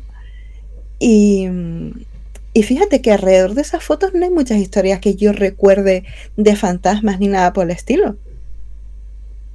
¿Me entiendes? Era otro tipo de fotografía. Después está las post-mortem, que es, por ejemplo, hay fotos muy interesantes que son de personas que han muerto, por ejemplo, ya en duelos, por decirlo de una forma, en las del oeste, ¿no? Las estadounidenses, ¿no? Y ves ahí fotos de gente que ha muerto en accidentes en duelo. Una historia. Es que detrás de estas fotografías hay una historia increíble. Y detrás de las fotos de fantasmas victorianas también una historia increíble de auténticos estafadores. Como el tema de los ectoplasmas que se ve en la fotografía, y desde que mejoró la técnica, mejoraron las cámaras, ya había cámaras para grabar en vídeo y tal, los ectoplasmas dejaron de aparecer. Sí. Es lo que sucede cuando tenemos ahora móviles que siguen apareciendo imágenes borrosas de supuestos ovnis, supuestos extraterrestres. Es la peor cámara que puedes coger, es como el meme, ¿no? ¡Ay, un objeto! Coge la peor cámara, coge el móvil viejo para sacar una foto. Pero sí, cuanto más conocimiento hay, más posibilidades de archivos de información, pues evidentemente hay menos espacio para la conspiración y para la propaganda de la magufería. Por ejemplo, pasó precisamente en las civilizaciones antiguas. Con Grecia y sobre todo con Roma hay mucha información, mucho archivo, y evidentemente hay muy poco espacio para meter cosas fantásticas y magníficas. Por ejemplo, con la parte más cercana a la época tolemaica, a la época ya romana del Imperio Egipcio, pues tampoco hay. Por eso hay más teorías de la conspiración con los primeros reinos, con las primeras dinastías egipcias, que evidentemente había menos archivos. Estamos hablando de que desde la época de las primeras 4 dinastías hasta la época tolemaica debe haber tanto tiempo de distancia como de la época tolemaica hasta ahora, más o menos. Sí, claro, al final es eso, aprovechar lagunas, aprovechar que tienes más capacidad de crear o de recrear, ¿no? Pero te voy a decir una cosa, tú no sabes que el Imperio Romano no existió. Que a lo mejor crees que existió, pero no, que nos lo dice una señora en Twitter. Perdón, en Twitter no, en TikTok. Mejor. Yo en teoría he estado al lado del acueducto de Segovia, lo he tocado y me parecía bastante solo. Nada. Tú es que estás dentro del plan. Tú estás dentro del plan para que creamos que el Imperio Romano existió, pero no, que sepas que no existió. Que lo dice una señora en TikTok, hombre. Vas tú ahora a decir que esta señora está equivocada. Que es muy gracioso porque es evidente que yo no creo que esa señora que creo que dice que es historiadora, crea que el Imperio Romano no existió. Pero vas a contracorriente y eso ya crea que, por lo menos para bien o para mal, estés en boca de muchísima gente, tanto historiadores como otro tipo de personas que se quieren reír a ti, pero tu cuenta tiene movimiento. Y es una cosa que también no tienen en cuenta mucha gente que sigue las teorías de la conspiración. Hay gente que dice auténticas barbaridades, auténticas tonterías por Twitter, al que todos les estamos dando relevancia a la hora de, por ejemplo, se retuitea lo que dice esta persona, ¿no? Con lo cual le está dando mucho movimiento a su cuenta, con lo cual le está dando visibilidad. Y puede ser la tontería más, o sea, una cosa que tú digas, esto es ridículo, pero es ridículo, yo no entiendo cómo la gente puede creer esto, y ya le está dando visibilidad. Y a partir de ahí hay un montón de gente que lo defiende a esa persona, ¿no? Eso lo vemos mucho en, pues mira, por ejemplo, en Twitter, con las teorías de la conspiración que existen, pues imagínate, sobre QAnon o todo el tema de la pandemia, el COVID, la vacuna, Sí. etcétera, etcétera. Se dicen auténticas barbaridades. Por ejemplo, lo del Pero, Pizzagate. o el Pizzagate, lo del Pizzagate es que es increíble que todavía la gente piense que es verdad, pero están Sí. ahí. Hay muchos A defensores del poco que Pizzagate. expliques una cosa bien sencilla de Hillary Clinton, antigua primera dama del gran estado de Arkansas, luego primera dama de los Estados Unidos, secretaria de Estado, casada con un antiguo gobernador de Arkansas, antiguo presidente, y por lo tanto una persona de amplios conocimientos, de gente por el mundo. La única cosa que se le puede ocurrir es montar una pizzería en Washington DC para atraer niños y secuestrarlos y en el sótano hacer cosas cuarras. Dices, hombre, sí, encaja perfectamente. Em, es que tiene mucho sentido y además cuando veías las presuntas imágenes del sótano, eso no era un sótano. Eso era un submundo ya, era enorme, Sí, enorme. Dice de la serie de los 100. que encima es eso. Pero claro, cuando de repente aparece el hombre este con armado, se mete en la pizzería y se enseña el sótano y no hay. Y el chico se encuentra con la realidad, el Sí, despertar del despertar. que Y que, la respuesta sería, enséñamelo tú. claro, es que encima lo que él pretendía abrir era un armario muy pequeño que era para poner pues la ropa de los... Ni siquiera eran taquillas que tuvieran de forma independiente, sino un armario pequeñito para poner los objetos personales de los trabajadores y no recuerdo qué más, no llegaba ni bien ni medio almacén, un armario chiquitito. Y el hombre, claro, al final se metió en un problema, porque en verdad la lógica del chico este era acertada. A ver, me estás diciendo que ahí están sacrificando niños, haciéndole barbaridades y todo el mundo sabe el plan, todo el mundo sabe la localización del sitio y nadie va a salvar a estos niños. O sea, la lógica está ahí, está bien. Pues lo voy a hacer yo, que encima soy padre. Pues nada, ese hombre está en la cárcel. Pues ya está. Y por culpa de movimientos políticos, porque fue una creación con ideas políticas detrás, que es lo que pasa con las teorías de la conspiración derivadas de QAnon, ¿no? Que al final son ideas de extrema derecha y que tienen una intencionalidad política detrás de tanta tontería. Pero es que las ideas de QAnon, como suelo decir yo, es ver el eterno pensamiento. ¿Y qué pasa con los niños? Se los comen a los niños, adrenocromo, en los demás.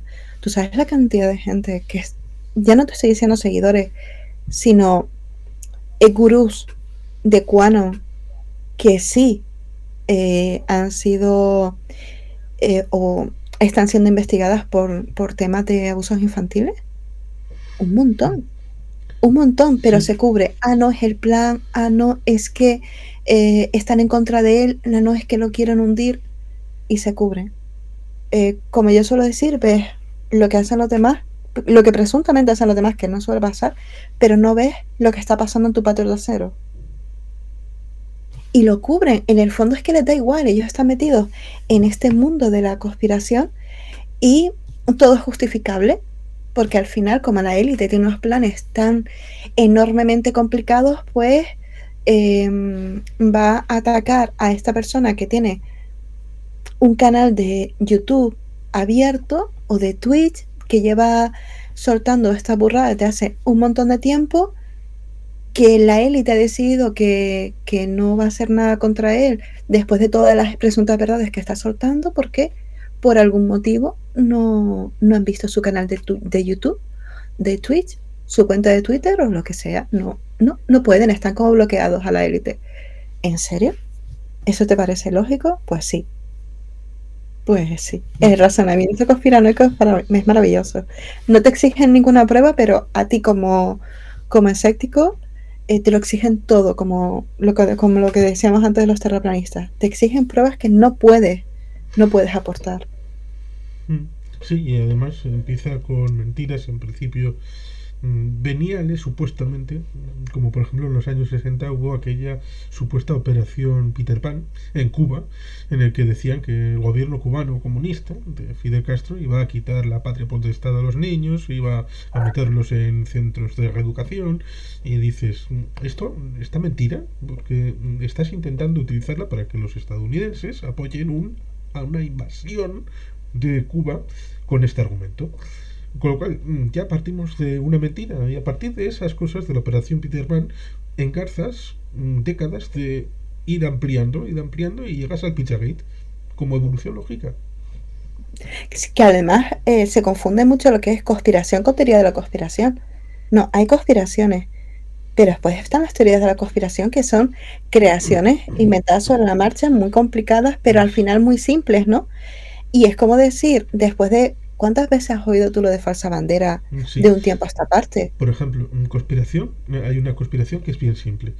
Imagínate que nos encontramos tú y yo con un chico, una chica enfrente que no sabe quiénes somos, y decimos, vamos a hacer una carrera para ligarnos a esa persona, y el primero que llegue gana. Esa persona no sabe nada, y hemos conspirado entre los dos para lograr un objetivo de una tercera. Eso ya no es una conspiración. Teorías de la conspiración, pues ya sería otra cosa más diferente. Es una creación, es decir, yo pienso que, y no llegamos a la luna, y estos son mis argumentos. Las Vegas es muy bonita en esta época del año, porque prácticamente es lo que estabas comentando tú al principio, ¿no? No llegamos a la luna porque Las Vegas está muy bien en esta época del año. La Tierra es plana. Bueno, Quanon ya es el refrito de todas las conspiraciones, y puedes meter cualquier cosa, los reptilianos, cualquier cosa. Y el aeropuerto de Denver. Esas son teorías de... Es verdad, el aeropuerto de Denver, yo no me acordaba de eso. Es verdad, satánicos por todos lados. Adrenocromo, que yo decía, ¿de qué me suena a mí esto? De Miedo y Asco en Las Vegas. Es exactamente Miedo y Asco en Las Vegas, ¿no? En un momento dado que ya era como la droga máxima, que era el adrenocromo. Y lo insertan igual, da igual. Y después se quejan, no, es que el adrenocromo se vende, está en internet, mira, tal cual. Sí, chico, pero es otra cosa. Es otra cosa. Lo que tú estás diciendo es una fantasía bastante gorda, ¿no? Y después el tema de las creaciones de las falsas banderas, ¿no? Que tú dices, ¿falsas banderas? Sí. Existieron y existirán. Pero, ¿cómo puedes saber tú que hay un atentado de falsa bandera en 24 horas, en menos, en 5 minutos? Ya tú estás en un directo de YouTube diciendo que esto ha sido falsa bandera. ¿Cómo? Sí. Ahí está el caso de Alex Jones, acusando de mentiras sobre la matanza de Sandy Hook. Sí. Bueno, Alex Jones es el máximo exponente de la deshumanización de este tipo de gente. De alguien rastrero, ¿no? Que vale todo con tal de swing. Exactamente, de vale todo con tal de ingresar dólares, ¿no? Y es verdad, Alex Jones, cualquier cosa que salía, él decía, no, es mentira. Los atentados del 11S es mentira. Creo que él también está metido en el tema de los FEMA, que son, a ver si recuerdo, posiblemente me equivoco porque estoy hablando de memoria, pero la teoría de la conspiración sobre los FEMA era, los FEMA es la respuesta, o los operativos de respuesta, exactamente, ¿no? A catástrofes y tal. Y ellos decían que se aprovechaban este tipo de respuesta a catástrofes y demás para crear unos pseudos campos de concentración y una ley marcial, ¿no? Sí, en Que teoría, precisamente lo en, gracioso es que la ley marcial es lo que piden los tecuanos. en teoría iban a aprovechar alguna de estas catástrofes importantes, provocada por supuesto, para Claro, sustituir el gobierno democrático por una ley marcial, lo cual resulta curioso y paradójico porque cuando hubo un problema grave en 2005 por el Katrina y se le llamó a la FEMA no respondió, exacto. falló completamente, con lo cual se vio que, hombre, pues la FEMA pues no tiene un músculo para hacer nada. Pero para ellos sí. Y siguieron con el tema del FEMA. Alex Jones siempre ha estado metido en estos temas, pero claro, él... Todavía recuerdo aquel discurso desesperado del alcalde Ray Nagy de Nueva Orleans pidiendo ayuda desesperado porque nadie iba a buscarles, nadie iba a ayudarles. Fue un auténtico desastre, fue un auténtico desastre. Yo me quedé asombrada como supuestamente en un país del primer mundo estaba viendo gente que estaba completamente desatendida y muriendo de inanición prácticamente. Fue sorprendente. Pues volvemos a Alex Jones. Mm. Él siempre ha estado metido en todos estos temas. Siempre, como es él, llamando muchísima la atención, montando un circo en cualquier lado. Y el tema de Sandy Hook es que Sandy Hook fue una matanza, una masacre en una escuela primaria. Y murieron niños de 6 años, una cosa así. 20 y pico víctimas, creo que 20, no me acuerdo exactamente el número de víctimas. Y claro, él se escudaba también en que no, es que a mí me vino gente que ponía en duda el tema este y nosotros le damos voz a la gente, ¿no? ¿Y qué ocurre? Pues que dijeron que, como se suele decir en estos casos, los padres eran actores, que todo era montado por la CIA, FBI, quien fuera, no se sabe muy bien para qué, y que estas personas pues no estaban llorando de verdad, todos eran actores, eso no había ocurrido. El problema ya no es que dijeran esto, sino que mucha gente que seguía Infowars, gente bastante ya fanática, acosó a algunos de los padres de tal forma que tuvieron que mudarse varias veces, ¿no? Y volvían a sacar sus datos. Y él siempre estuvo ahí, no le importa absolutamente nada, él siempre le dio crédito a que todo era una farsa y prácticamente aplaudiendo a la gente que publicaba los datos de los familiares de los niños fallecidos. Sí, precisamente es eso. ¿Qué ocurre? La teoría de la Sí, conspiración es ir pasando umbrales. Porque una cosa, por ejemplo, es eso, de manifestarte enfrente de una clínica de abortos. sí. Otra es ponerte a rezar directamente y ya le estás empezando a incomodar. Otra es bloquear la entrada. Otra es meterte dentro, forzando, no violencia, no violencia. Y otra es dejar un aparatito ahí dentro para que haga boom y ya has pasado umbrales. Y que suele pasar, parece que no, pero sí suele pasar. Y hay muchos problemas de ese tipo, de gente que se ha fanatizado o se ha radicalizado, ¿no? A través de teorías de la conspiración o gracias a las teorías de la conspiración. Y en este caso es que sí, los encontraban, los amenazaban. No sé si, no recuerdo si hubo alguna agresión, pero por lo menos acoso constante sí hubo, por gente muy fanatizada. Fue el juicio hace relativamente poco, a finales del año pasado, y creo que a principios de este. Estamos hablando ya de $1.000 millones, no sé. Muchísimo, muchísimo, no recuerdo. No, 1.000 millones no puede ser. No recuerdo. 100 millones a lo mejor, bueno, era una pasta que tenía que pagar, 1.000 millones creo que es excesivo, pero una pasta que tenía que pagar Alex Jones, que se ha declarado en bancarrota. Lo estaba intentando antes de los juicios, no le ha salido muy bien. Pero es que, claro, con los padres de Sandy Hook no pudo llegar a un acuerdo, que es lo que él solía hacer. Él lo que hacía es que creaba una polémica bien gorda y cuando le tocaba ir a juicio, pues él decía, pues llegamos a un acuerdo, la gente llega a un acuerdo, digamos que esto, al final él decía, bueno, pues mira, he llegado a un acuerdo para no tener problemas, ¿no? Pero seguía con lo mismo. Pero esta vez no le salió. De hecho, es que ni se presentó a la pista. ¿no? Y al final el juicio fue una actuación lamentable, ridícula, y ya lo más grande es que el abogado defensor le diera toda la información al abogado acusador contenida en o sea, que contenía el teléfono de Alex Jones, que él había ocultado, porque él le pasó algunos mails, algunas historias, todo relacionado con Sandy Hook. Faltaba información sobre Sandy Hook, se la pasaba al abogado acusador, la acusación, pero lo que ocurrió es que le dio todo el contenido del móvil desde 2 años antes. Y también existía información sobre el asalto al Capitolio del 6 de enero. Sí, porque hay un enlace entre Alex Jones, Steve Bannon y conduce a Donald Trump. Exactamente, Donald Trump fue a Infowars, admiran bastante a Alex Jones porque es un personaje controvertido, porque le da votos, porque los votantes de Trump son los que ven Infowars,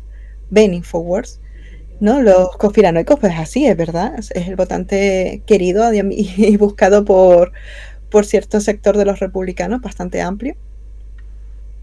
Y claro, él de hecho fue el que alquiló la Elipsis, que es el lugar donde Donald Trump dio su discurso previo a lo ocurrido al pequeño golpe de Estado del 6 Sí, de enero. sí, el 6 de enero de 2021. Exactamente, yo le llamo el golpecito. Y, todo el contenido de las conversaciones y tal en estos 2 años anteriores al juicio, pues se lo dio. Por lo tanto, estaba el contenido sobre las conversaciones o los mails que él había intercambiado previo y durante el 6 de enero. Cosa que el abogado, o sea, la acusación dijo, pues es que me lo han pedido, ya me lo han pedido la comisión que está investigando esto y evidentemente se lo voy a dar. Tú imagínate a ese hombre sudando, porque el hombre estaba sudando, tosiendo, parecía que le iba a dar un infarto en el estrado, y después se iba y se ponía a insultar a la jueza. Sí, es Y lo es mejor que que es puedes hacer. auténticos monstruos, crea monstruos, tiene que alimentar y tiene que tirar para adelante. Sí, y es eso. A toda esa gente que le han calentado la cabeza, el oído, te aparece pues el cuernos en el Capitolio directamente. O cosas históricamente tan increíbles que evidentemente lucharon durante una guerra para impedir que la bandera confederada entrara en el Capitolio y el 6 Uf. de enero de 2021 lo hicieron. Y no era pequeña, ¿eh? No era pequeña la bandera. Sí, era la primera vez que ocurría.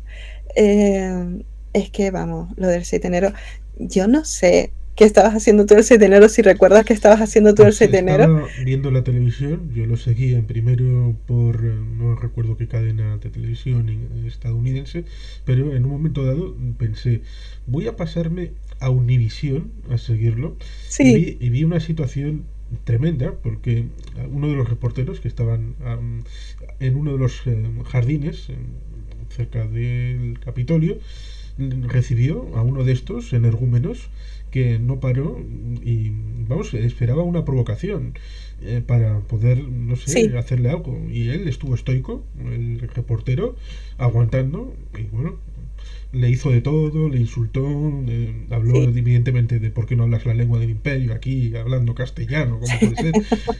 Pero por lo menos ahí aguantó. Pero de esto, evidentemente, hubo un montón de provocaciones, de insultos, de amenazas, no solamente a reporteros, también a guardias de seguridad, a senadores, a congresistas, incluso intentaron matar al vicepresidente Pence porque era un traidor. Lo estaban buscando, sí, sí, sí, parecía que era la intención, es verdad. Yo ese día estaba con tema de Reyes, estaba con la familia. Y de repente en el grupo, precisamente de Crónicas del Ataque en Telegram, empezó la gente a decir, está pasando esto. Y yo no me lo puedo creer. Sí, sí, está pasando esto, pon la tele y tal, métete en internet, búscalo. Y efectivamente, yo no me lo podía creer. Y, yo recuerdo que cogí un bol de roscas, de palomitas, perdón, y me puse a verlo porque parecía, parecía una película. Parecía una película. Y no me lo creía hasta que vi a una persona posteriormente corriendo detrás de un policía del Capitolio, no sé si era policía o guardia de seguridad, creo que era policía del Capitolio, no entendía muy bien la situación. Después resultó que esta persona estaba intentando alejar a los que habían entrado en el Capitolio de Pence, subiendo las escaleras, y el chico que se le enfrentaba, que sacaba el pecho así muy valiente, tenía una Q en el suéter. Y digo, vale, ya está.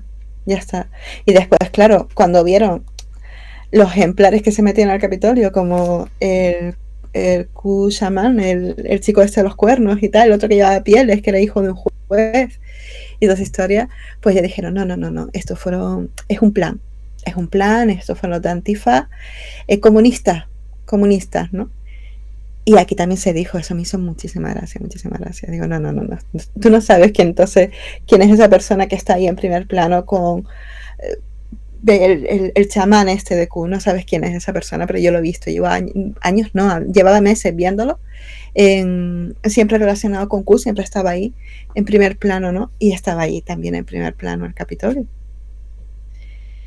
Pero bueno, las excusas después fueron impresionantes. Sí, incluso. No, yo entraba buscando agua. Sí, incluso para decir, todavía hoy, que aquellas elecciones las ganó el señor Trump, contra toda lógica, que fueron de tribunal en tribunal, de corte a corte, fueron al Tribunal Supremo, más de 2000 juicios en diferentes circunscripciones y todos negativos, lo cual evidentemente es decir algo contra toda evidencia. Sí, pero es que yo creo que ya han negado la realidad. O sea, estas personas han negado la realidad. Cuando tú ves a personas que ya te están hablando, no de, vamos a decir, conspiraciones, ¿no? Que al final entre tú y yo son teorías de la conspiración, pero yo creo que ellos creen que son conspiraciones de cierta élite, del Deep State y tal, pero ya te empiezan a hablar de satanismo, rituales, no sé qué. Tú ves, no, ya tú has negado ya completamente la realidad, ya aquí ya cualquier cosa que te diga te valen, te la crees y la encuentras muy lógica, razonable. El problema es que el propio Donald Trump parece creerse eso, ¿no? Y cuando decían, va a volver el 13 de marzo, no me acuerdo un montón de fechas, y él era como, sí, creo que sí. O pedirle a Pence que es en el mismo día 6 de enero, ¿no? Un día en el que estaban haciendo un recuento que era todo como muy protocolario. Sí, es Él procedimental. no podía hacer nada, ¿sabes? Exactamente, entonces... Es recibir las actas de los 50 estados de, vale, usted ha votado tal, vale, fantástico, recibido. Sí. Y ya está, recoge los 50, sí, ratificado, y ya está. Vale. Un trámite normal que en la fecha que tenía que hacerse, no. Tienes que hacer algo, demuestra tu patriotismo. Y después ya, claro, evidentemente cuando él dijo, no puedo hacer nada, eso sería anticonstitucional, automáticamente eres un traidor. Así que, no sé, yo creo que a esas alturas, pues claro, había mucha gente que tenía distintos objetivos. Había gente muy conspiranoica, muy de QAnon. Había gente que quería otras cosas, como Oath Keepers o Proud Boys. Y siguen ahí. Es que, aparte de las detenciones, que han sido muchas, y por muy varios motivos, y la gente con las excusas que daba de por qué estaban ahí en ese momento, actualmente hay gente que dice que los que están detenidos eran turistas. Pues yo creo que esto se les ha ido de las manos bastante, se nos está yendo mucho de las manos las teorías de la conspiración. Y ya yo creo que ahora mismo luchar contra eso es difícil. Sí, ¿no? es complicado, pero es que... hay que hacerlo. Hay que hacerlo ciertamente. Evidentemente. Para volver a separar lo que es literatura, arte, bonitas historias que hemos contado siempre y que son ciencia ficción, ficción, y eso está muy bien, de las cosas que hay que lidiar en la realidad, que son otro ámbito completamente distinto. Y que las cosas hay que investigarlas con verificabilidad, con capacidad de discernimiento, con pruebas. Sí. Pero para eso, o sea, los que lo hacemos, los que lo intentamos, ya nos cuesta, porque muchas veces como los que hacemos este tipo de programas o escépticos o no sé, divulgadores científicos, refutadores, etcétera, etcétera, etcétera, sabemos que quien más nos va a escuchar, quien más nos va a ver, es gente escéptica o gente dentro del mundo de la conspiración que tiene dudas. Pero los conspiranoicos que ya están muy metidos en la madriguera del conejo es muy difícil que los hagas cambiar de idea, salvo que pase algo que les haga dudar o haga tambalear esas creencias que tienen, ¿no? Pero aún así tienes que hacerlo. Es difícil, yo nunca sé exactamente ante una persona que está muy metida en esto cómo tengo que comportarme porque es difícil y por eso yo opto para decir, ¿y por qué? Pero esto, tú ves que esto tenga sentido, pero ¿para qué? Pero ¿cuál es el objetivo? Pero, en vez de ser al revés, en vez de ser yo la que le diga a esa persona, no, esto no es así porque tal, esto no es así porque cual, porque entonces se cierran por banda. Pero es muy difícil llegar a estas personas. Pero aún así tienes que hacerlo, intentarlo, porque ahora mismo, la idea que teníamos antes de, son 4 loquitos, no pasa nada, olvídalo. Si pasa y son muy peligrosos, porque cada vez el mensaje es más radical y están ahí siempre grupos todavía más radicales que quieren cazar a esta gente, ¿no? Pescar a esta gente, que están ahí todavía en dudas y tal, quieren pillarlos por algún motivo, ¿no? Por sus planes, sus propios planes, ¿no? Pero es difícil actuar. Sí, ciertamente, ahí está el método socrático para lanzar preguntas y que ellos mismos sean los que responden. Y que ciertamente ha habido casos, por ejemplo, el señor del bigotito, de origen austríaco, que tuvo una estación de paso en la sociedad Thule, precisamente. Con lo cual, Recuerdo, precisamente, sí. ahí está la conspiración en medio de las cosas. Es que al final la conspiración siempre ha estado en medio de las cosas. Desde tiempos inmemoriales, ¿no? Pues está muy bien que hagáis ese programa de crónicas de Nantucket y ha estado bien interesante este conversatorio. Sí, la verdad. Yo la verdad es que no sabía muy bien por dónde íbamos a ir y tal. Y siempre, durante todo el tiempo he estado diciendo, me voy a quedar en blanco, me voy a quedar en blanco, me voy a quedar en blanco. Pero al final ha estado bien, creo yo, bastante fluido, más de lo que esperaba. Bien, pues a los que hayan llegado hasta aquí, pues muy agradecidos. Y pueden dejar el comentario que consideren oportuno. Nada, espero que le haya gustado. He divagado mucho como siempre, pero bueno, sin divagar no sería yo. Así que espero que no les resulte muy pesado y tal.